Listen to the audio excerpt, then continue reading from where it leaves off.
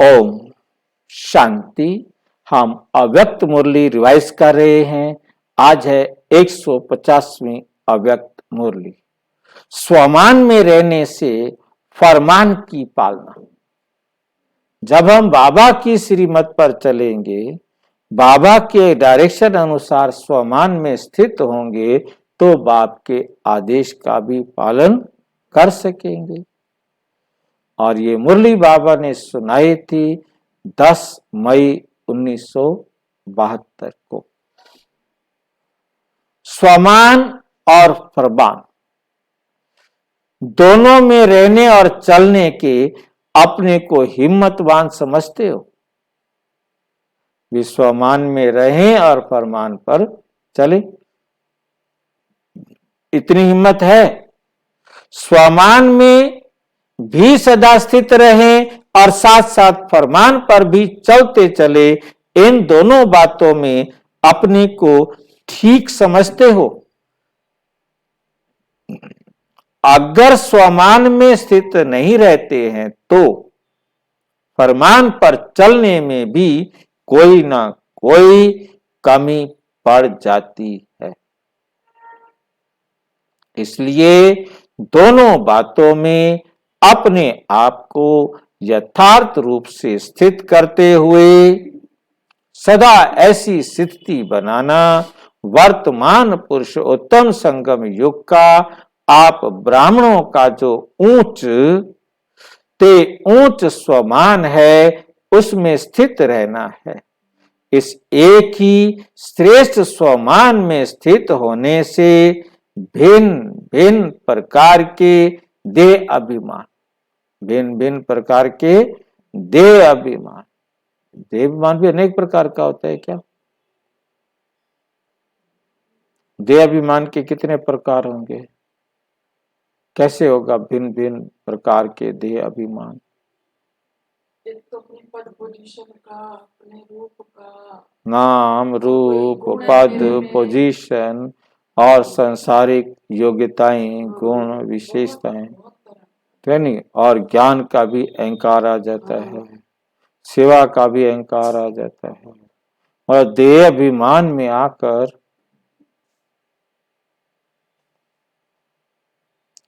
देह अभिमान स्वतः और सहज ही समाप्त हो जाता है।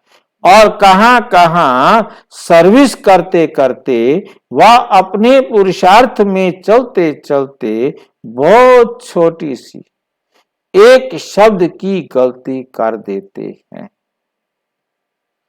जिससे ही फिर सारी गलतियां हो जाती हैं।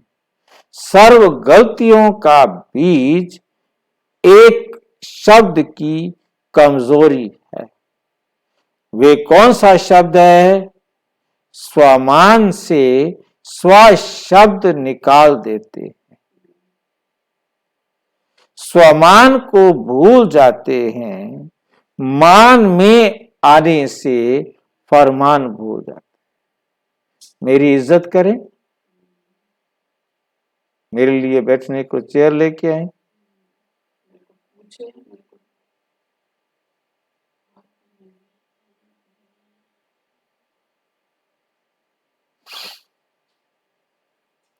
बाप का फरमान है स्वमान में स्थित रहो, तो मान में आने से फरमान खत्म हो गया।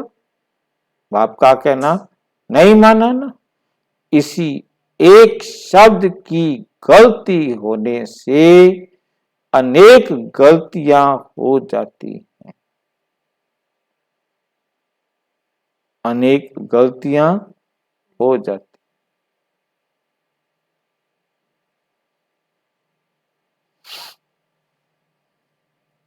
फिर मान में आकर बोलना, चलना, करना सब बदल जाता है।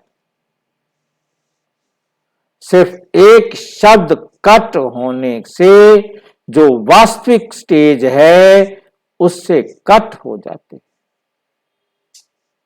ऐसी स्थिति में आने के कारण जो पुरुषार्थ व सर्विस करते हैं उसकी रिजल्ट ये निकलती है जो मेहनत ज्यादा और प्रत्यक्ष फल कम हो जाता है, प्रत्यक्ष फल कम हो जाता है। सफलता मूर्त जो बनना चाहिए वे नहीं बन पाते, और सफलता मूर्त ना बनने के कारण व सफलता प्राप्त ना होने के कारण फिर उसकी रिजल्ट क्या होती है? मेहनत बहुत। फिर क्या हो जाती है? मेहनत बहुत हो जाती है। फिर चलते चलते थक पड़ते, फिर चलते चलते क्या होते हैं? थक पड़ते। उल्लास कम हो जाता है, आलस आ जाता है। क्योंकि उल्लास कब खत्म होता है? चलते चलते थक गए हैं, फिर आलस आ जाता है, बहुत काम कर लिया, अब थोड़ा रेस्ट कर ले। निर्वैर भाई की बात याद आती है, प्रदर्शनी लगाई धूप में गर्मी में, काफी कई 4-5 दिन 6 दिन खूब काम किया, फिर सोचा अब 2-3 दिन आराम करेंगे। तो एक दिन तो बाबा ने कुछ नहीं कहा, अगले दिन बुलाया, बच्चे आज क्या प्रोग्राम है? बाबा 2-3 दिन आराम करेंगे। बाबा कहते स्थापना हो गई है, सारी दुनिया को संदेश दे दिया है, आराम करेंगे।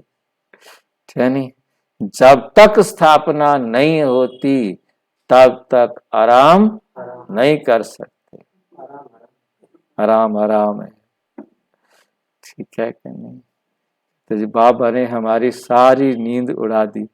बोले जब तक स्थापना नहीं हो सकती तब तक नो रेस्ट, काम करते रहो।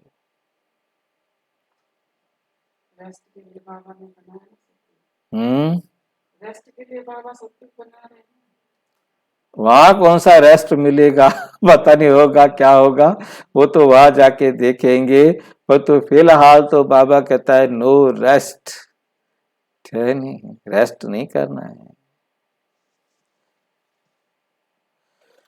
और जहां आलस आया वहां उनके अन्य साथी भी आ जाते हैं। आलस आया तो क्या होगा?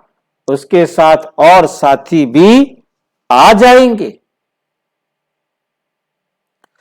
आलस्य अपने सर्व साथियों सहित आता है, अकेला नहीं आता।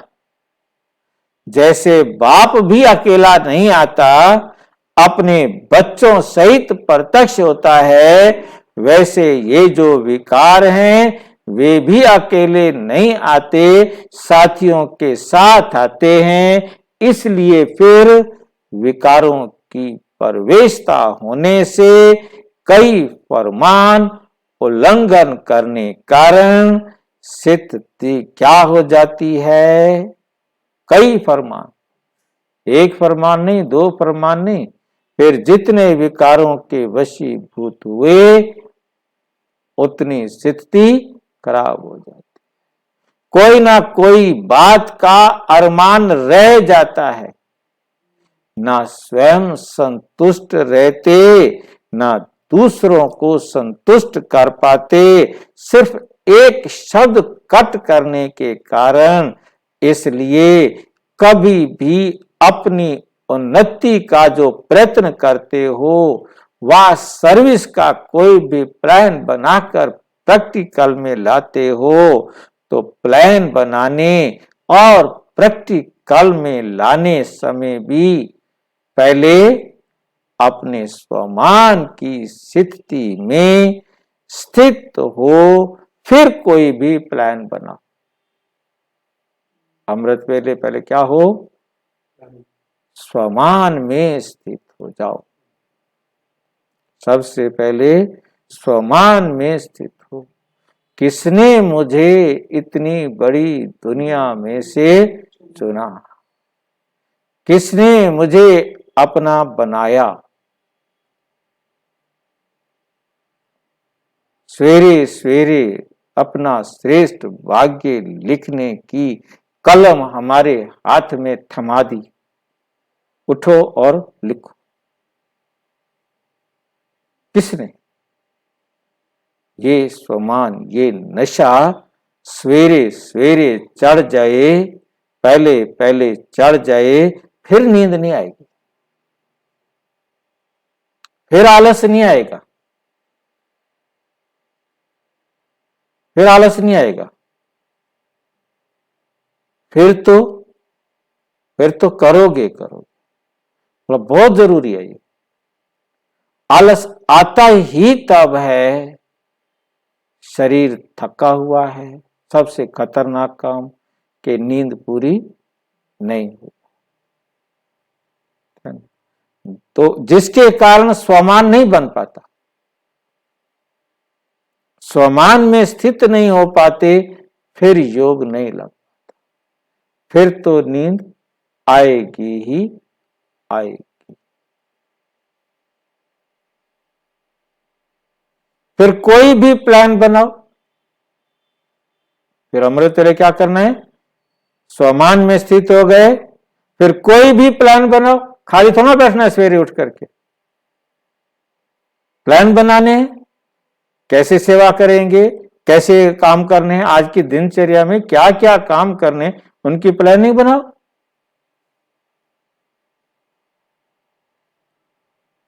प्रैक्टिकल में लाओ फिर सारा दिन।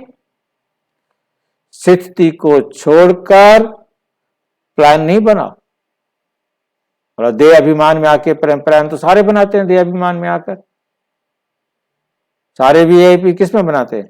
बॉडी कॉन्शियस में बनाते हैं ना।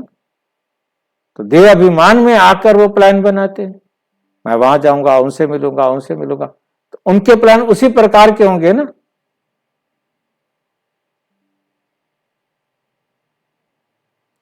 अगर स्थिति को छोड़कर प्लान बनाते हो तो क्या हो जाता है? उसमें कोई शक्ति नहीं होती, कोई शक्ति नहीं। बिगर शक्ति उस प्लान का प्रैक्टिकल में क्या प्रभाव रहेगा? सर्विस तो खूब करते हो, विस्तार बहुत कर लेते हो, लेकिन बीज रूप अवस्था को छोड़ देते, स्वमान को भूल जाते। विस्तार में जाने से सार निकल जाता है, ज्यादा विस्तार में चले जाते हैं ना, फिर सार निकल जाता है। इसलिए अब सार को नहीं निकालो, विस्तार को क्या करो? समाने। विस्तार को क्या करना है? समाना है।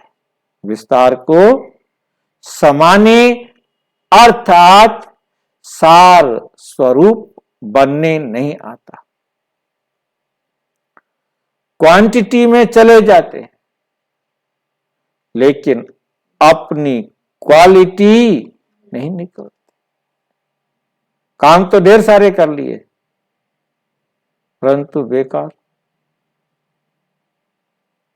अपनी स्थिति में भी संकल्प की क्वांटिटी है, इसलिए सर्विस की रिजल्ट में भी क्वांटिटी है, क्वालिटी नहीं। सारे झाड़ रूपी विस्तार में एक बीज ही पावरफुल होता है ना, एक बीज ही पावरफुल होता है ना। ऐसे ही क्वांटिटी के बीज में एक भी क्वालिटी वाला है तो वे विस्तार में बीज रूप के समान है। क्वालिटी की सर्विस करते हो, विस्तार में जाने से वह दूसरों का कल्याण करते करते अपना कल्याण तो नहीं भूल जाते हो, अपना कल्याण तो नहीं भूल जाते हो। जब दूसरे के प्रति जास्ती अटेंशन देते हो तो अपने अंदर जो टेंशन चलता है उनको नहीं देखते हो। पहले अपने टेंशन पर अटेंशन दो। क्या दो? अटेंशन और टेंशन में क्या अंतर है? ऐसे क्या मतलब? मतलब अलर्ट। से मतलब आत्मा। उसमें आत्मा नहीं है, उसमें शरीर है, उसमें आत्मा आ गई है। आत्मा स्मृति आ गई, स्वमान की स्मृति आ गई तो टेंशन भाग जाएगी। ढूंढ के लाता है बाबा शब्द ना। पहले अपने टेंशन पर अटेंशन दो, अर्थात स्वमान में स्थित रहकर प्लानिंग करो। फिर विश्व में जो अनेक प्रकार के टेंशन हैं उनको खलास कर सके। पहले अपने आप को देखो, अपनी सर्विस फर्स्ट। ये नहीं कि मैं दूसरों की सेवा में लगा रहा हूं, अपनी सर्विस फर्स्ट। अपनी सर्विस की तो दूसरों की सर्विस स्वतः हो जाएगी। कि मैं सुधर गया तो मेरे को देखकर सारे सुधर जाएंगे।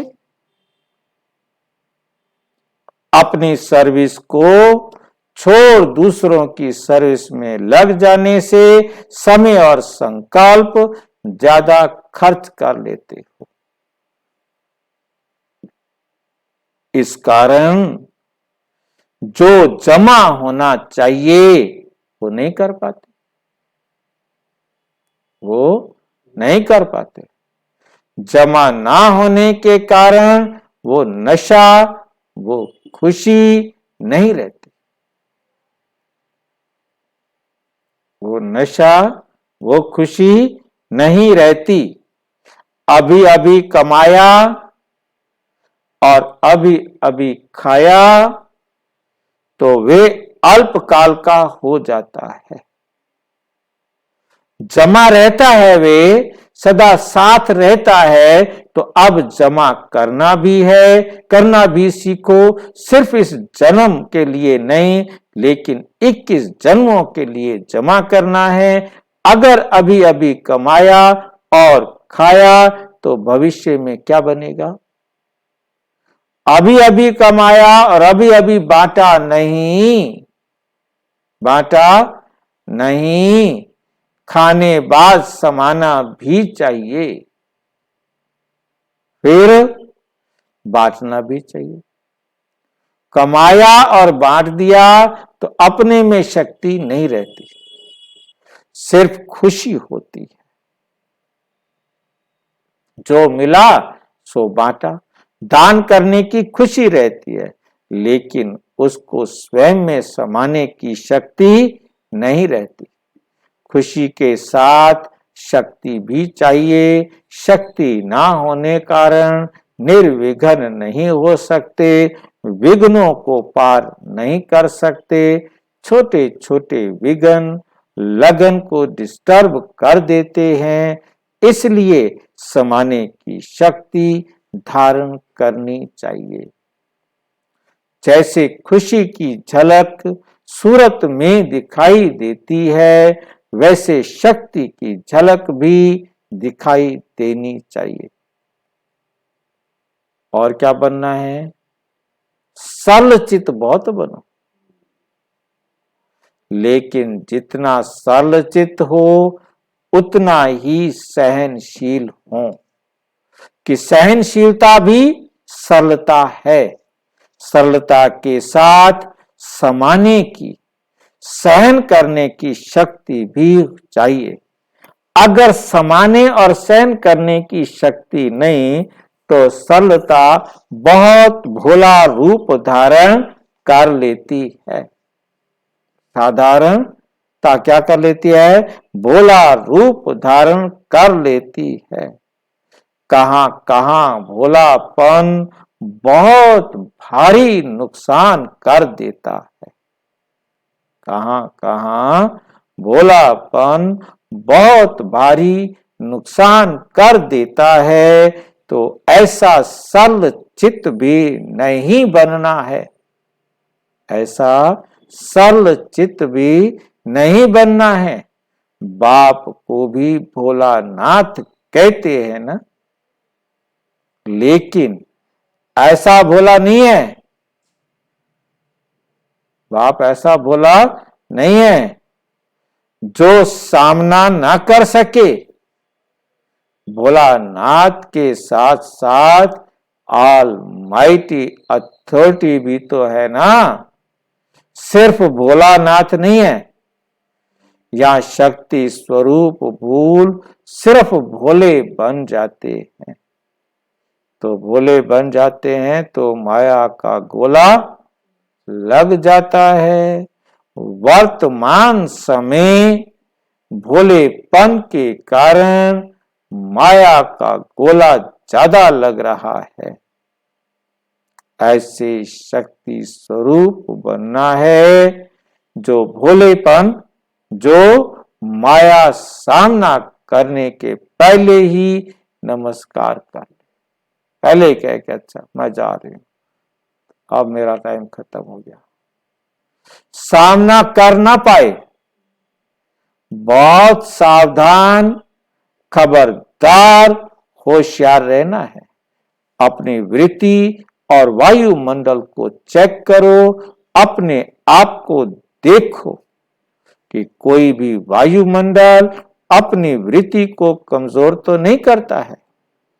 कैसा भी वायुमंडल हो, लेकिन स्वयं की शक्तिशाली वृत्ति वायुमंडल को परिवर्तन में ला सकती है।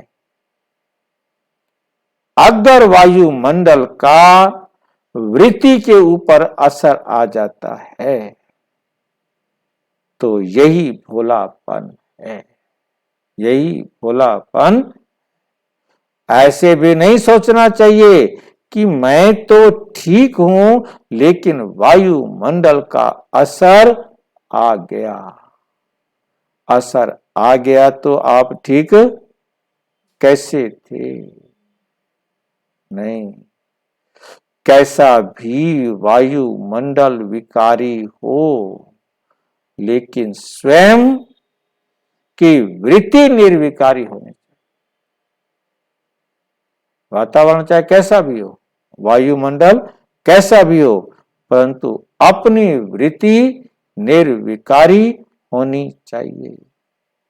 जब कहती हो हम पतित पावनियां हैं, अब पतित पावनियां हैं, पतितों को पावन बनाने वाली हैं, जब आत्माओं को पावन बना सकती हो तो क्या वायुमंडल को पतित से पावन नहीं बना सकती?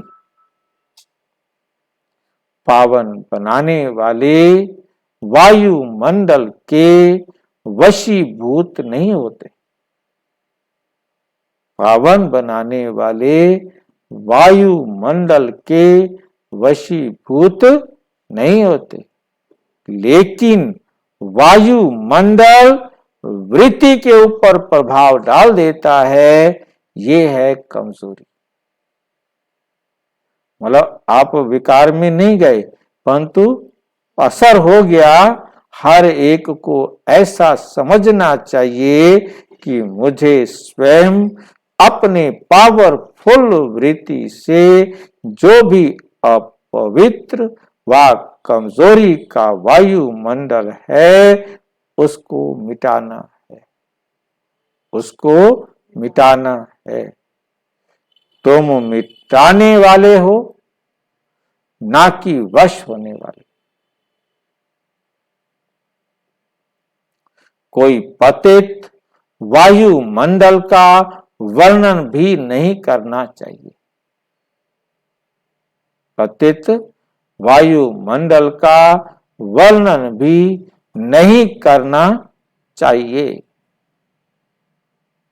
वर्णन किया तो जैसे कहावत है ना पाप को देखने वाले पर भी पाप होता है। कहावत है ना कि पाप को देखने वाले पर भी पाप होता है। अगर कोई भी कमजोर व पतित वायुमंडल का वर्णन भी करते हैं तो ये भी पाप है, ये भी पाप है, क्योंकि उस समय बाप को भूल जाते।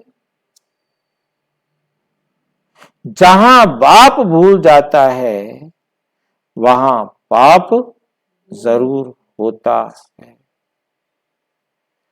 बाप की याद होगी तो पाप नहीं हो सकता, इसलिए वर्णन भी नहीं करना चाहिए।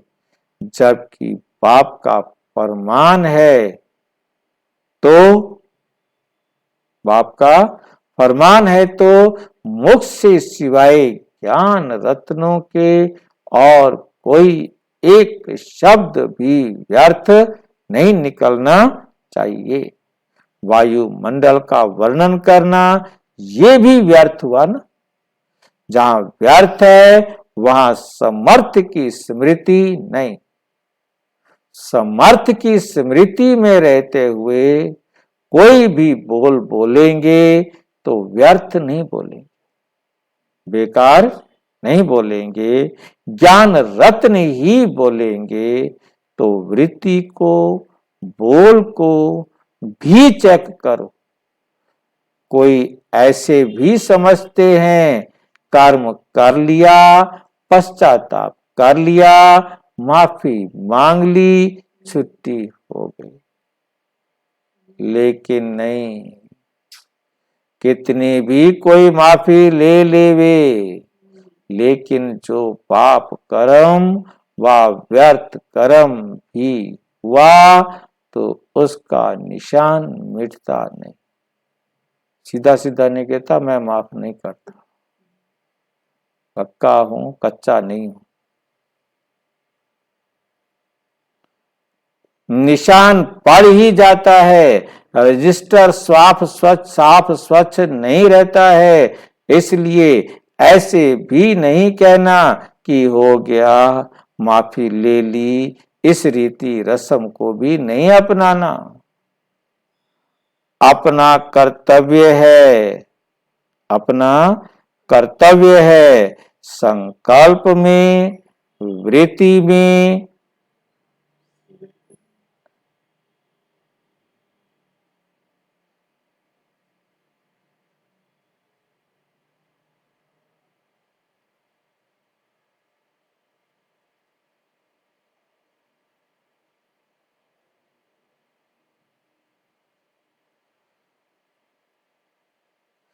कमजोरी अनेक विशेषताओं को समाप्त कर देती है।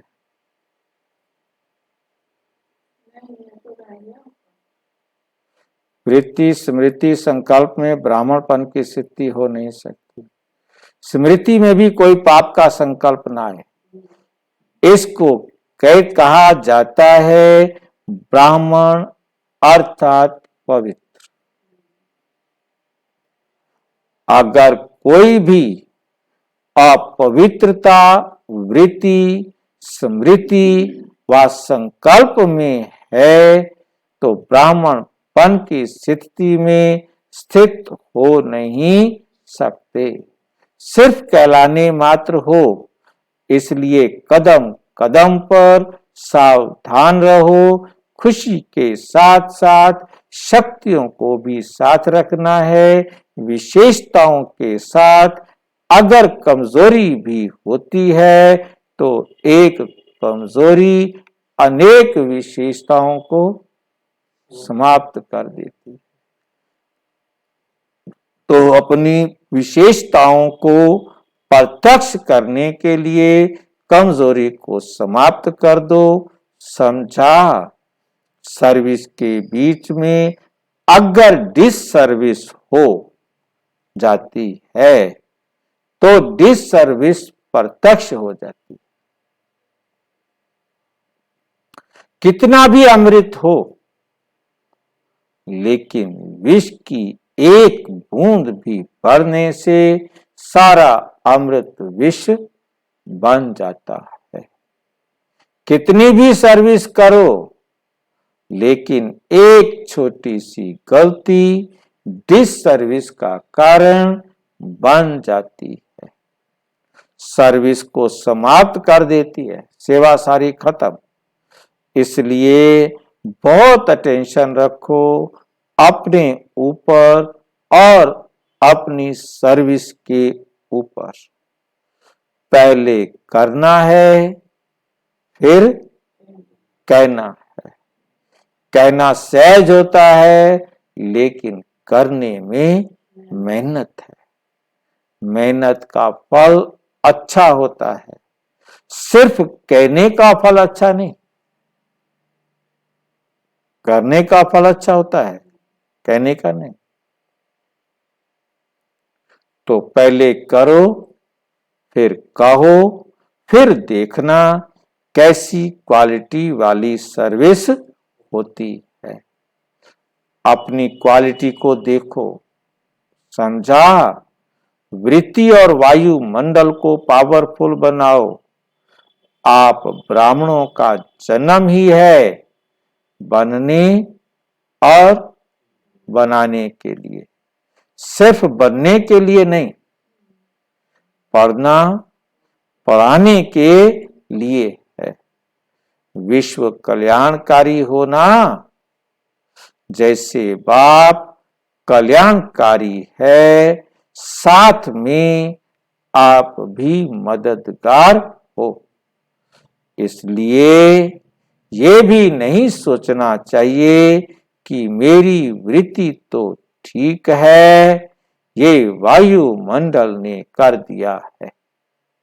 मेरी वृत्ति तो ठीक है, तो वायुमंडल ने गड़बड़ कर दी है। अगर अपनी वृत्ति ठीक है और उसका वायुमंडल पर असर नहीं होता, तो गोया पावरफुल वृत्ति नहीं है।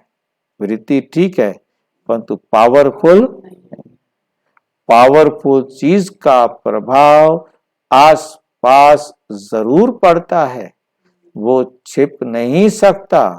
तो अपनी वृत्ति को भी परखने के लिए ये चेक करो कि वृत्ति का वायुमंडल पर असर क्या है।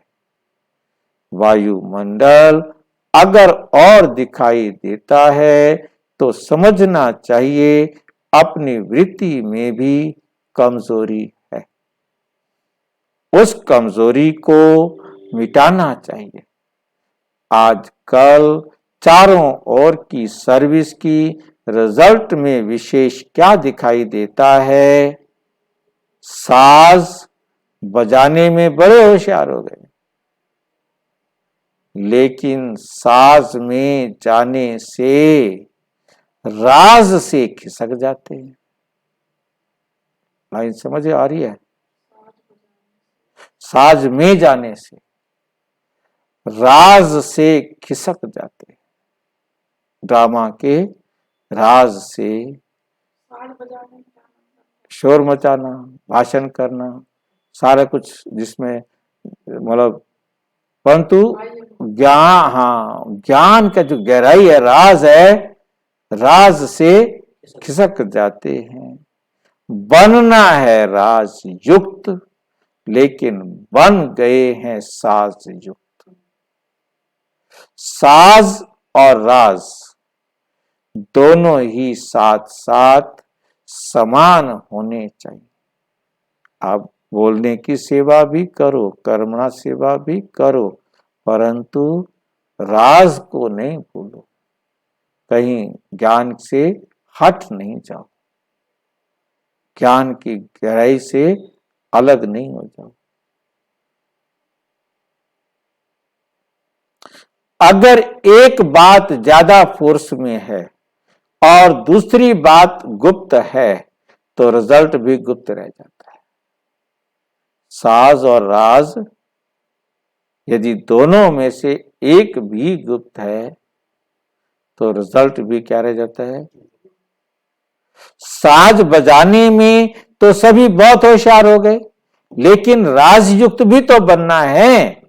तो अब राजयुक्त बनो, योग युक्त बनो।